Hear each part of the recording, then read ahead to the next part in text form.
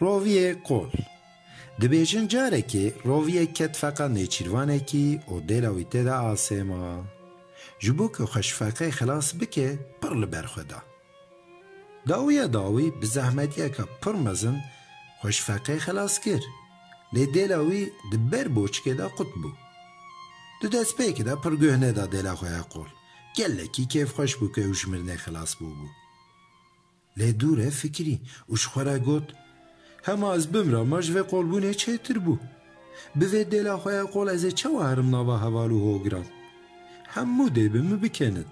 اوه دی ناو نی چوکان لمنکن دنجمورا ببیجن قولو لی دوره فکره کاته رابو بانگ همو رووین دنکر او گوت